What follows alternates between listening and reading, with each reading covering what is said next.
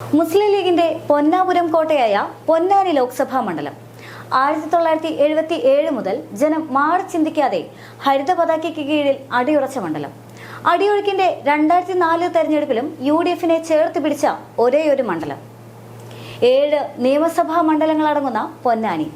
GM Banatwala പാകിയ അടിത്തറ ഇന്ന് ET Muhammad ബഷീറിന്റെ കരങ്ങളിൽ ഭദ്രമെന്ന അടിയുറച്ച വിശ്വാസത്തിലാണ് UDF ഉള്ളത്. എന്നാൽ ആ പ്രതീക്ഷകളെല്ലാം തന്നെ തകർക്കുകയാണ് CPM-ന്റെ സ്ഥാനാർത്ഥിയായി എത്തിയ KS ഹംസ. ഇത്തവണ UDF-ന് അനുകൂലമല്ല സാഹചര്യമെന്നാണ് KS ഹംസയുടെ വിലയിരുത്തൽ. അതിനായി അദ്ദേഹം പ്രധാനമായും എടുത്തു കാണിക്കുന്ന ചില കാരണങ്ങളുണ്ട്.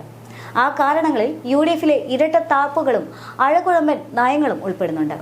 അതായത് കൊലീബി സഖ്യം ഇപ്പോഴുമുണ്ട് എന്ന് അദ്ദേഹം എടുത്തു പറയുന്നുണ്ട്. അതിനുള്ള പ്രധാന കാരണങ്ങളിൽ ആദ്യത്തേത്, മലപ്പുറത്തെ BJP സ്ഥാനാർത്ഥി കാലിക്കറ്റ് സർവകലാശാല VC ആയ ആളാണ്.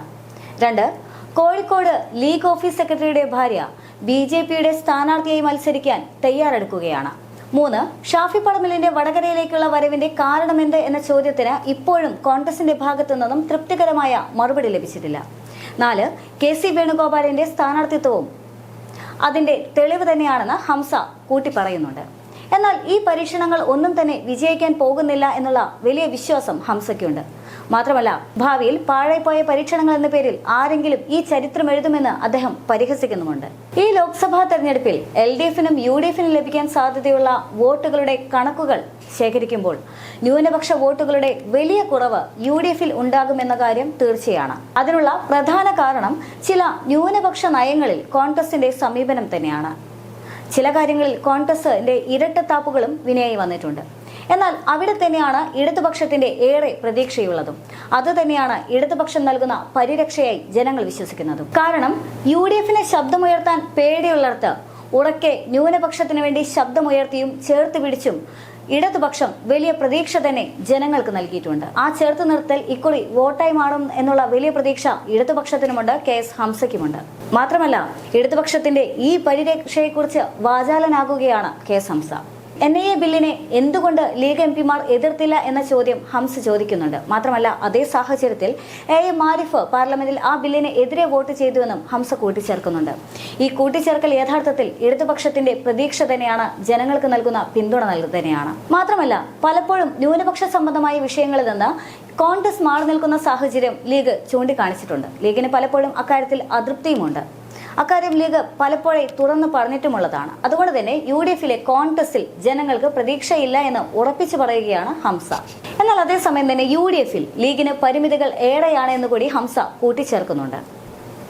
ഒരർത്ഥത്തിൽ ലീഗിന്റെ ബലവും പരിമിതിയും അതിന്റെ സ്വാധീന മേഖലകൾ തന്നെയാണ്. മലബാറിനുമപ്പുറത്തേക്ക് ലീഗ് എത്രമാത്രം ശക്തമാണ് എന്ന ചോദ്യം തന്നെയാണ് യഥാർത്ഥത്തിൽ ലീഗിന്റെ പരിമിതി. മാത്രമല്ല, പഴയ കുറച്ച് കണക്കുകൾ കൂടി അദ്ദേഹം ലീഗിനെതിരെ നിരത്തുന്നുണ്ട്.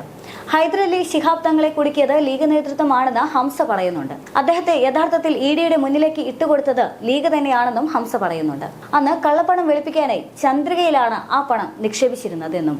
മാത്രമല്ല, ഇതേ വിഷയവുമായി ബന്ധപ്പെട്ടുകൊണ്ട് ED തങ്ങളെ ഒരുപാട് നേരം ചോദ്യം ചെയ്തുവെന്നും ഈ ചോദ്യം ചെയ്യലിൽ അദ്ദേഹത്തിന് ഒരുപാട് മനോവിഷമം ഉണ്ടായി എന്നും ഹംസ കൂട്ടിച്ചേർക്കുന്നുണ്ട്. എന്നാൽ ഈ വിഷയം കമ്മിറ്റിയിൽ ഉന്നയിച്ച തന്നെ കുഞ്ഞാലിക്കുട്ടി പരിഹസിക്കുകയാണ് ചെയ്തതെന്നും അദ്ദേഹം പറയുന്നുണ്ട്. മാത്രമല്ല, ഇതേക്കുറിച്ച് പ്രതികരിച്ചവരെ തെരുവ് ഗുണ്ടകളെ ഉപയോഗിച്ചുകൊണ്ട് ഭീഷണിപ്പെടുത്തിയെന്നും ഹംസ പറയുന്നുണ്ട്. കഴിഞ്ഞില്ല, ഇക്കാര്യം ലീഗിലെ എല്ലാവർക്കും അറിയാമെന്നും ഹംസ പറയുന്നുണ്ട്.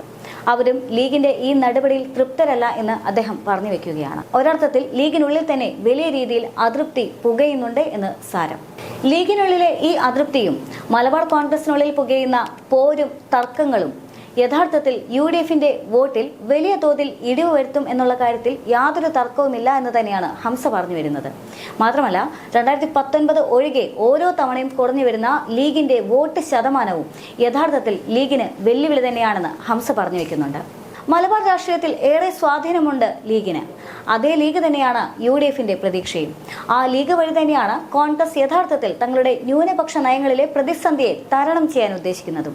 പക്ഷേ മലബാറിൽ UDF-ന് എത്രമാത്രം സ്വാധീനം ചെലുത്താൻ കഴിയുമെന്ന ചോദ്യം അവിടെ അപ്പോഴും ബാക്കിയാകുന്നുണ്ട്.